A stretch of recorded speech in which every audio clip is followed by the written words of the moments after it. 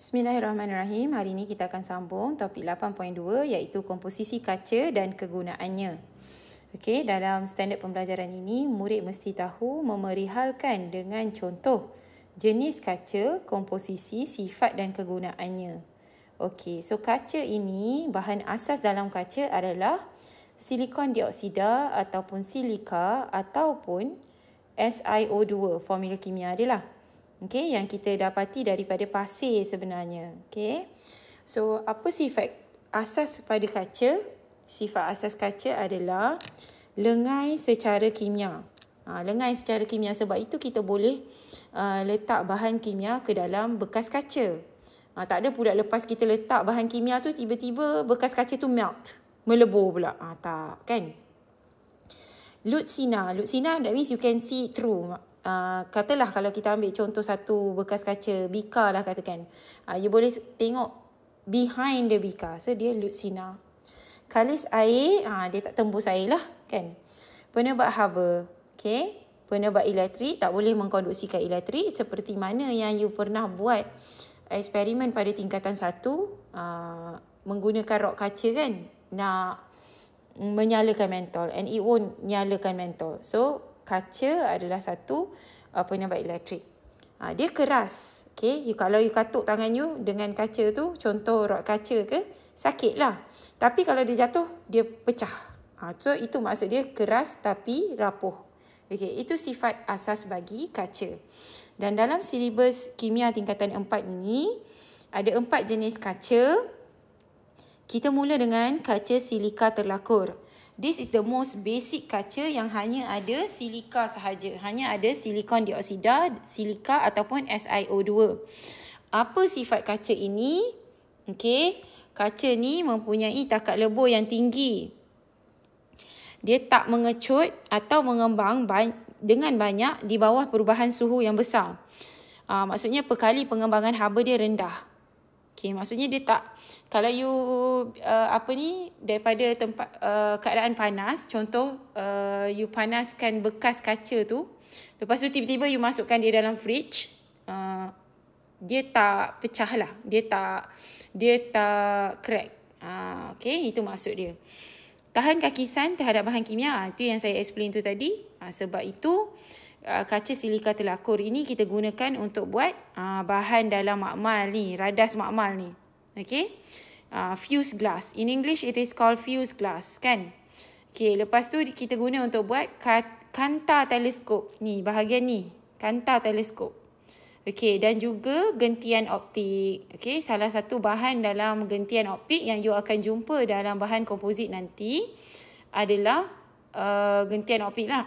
Gentian optik adalah sejenis bahan komposit yang make up gentian optik ni, salah satu bahannya adalah kaca. And kaca yang digunakan adalah kaca silika terlakur. Okey, itu kaca yang pertama. Kaca yang kedua adalah kaca soda kapur. Okey, yang ada 3 komposisi kaca ni lah. Silikon dioksida tu the most basic one, mesti ada pada semua kaca. Okey, dia ada tambah soda atau natrium karbonat atau Na2CO3 lah. Okey, disebabkan adanya soda ini, takat lebur kaca soda kapur adalah lebih rendah daripada kaca-kaca yang lain. Okey. So, kalau kita kena compare, nanti saya akan sebut tentang perbandingan tentang takat lebur ni lah.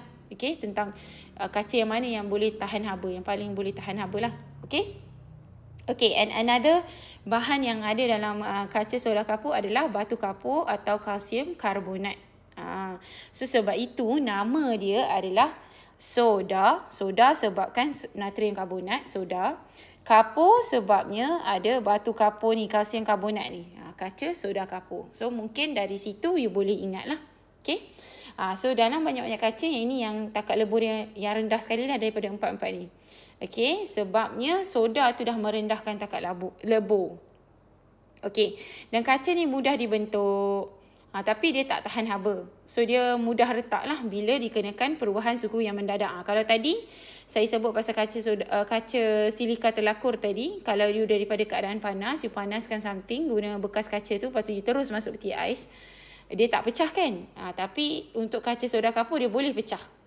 Dia tak boleh suhu yang mendadak begitu. Okey, so kegunaannya adalah bekas kaca macam gambar botol ni dan juga mentol elektrik dan cermin lah. Okey. Yang ketiga, kaca borosilikat. Kira kalau dalam exam ini yang paling banyak ditanya berkaitan dengan kaca. Okey, kaca borosilikat.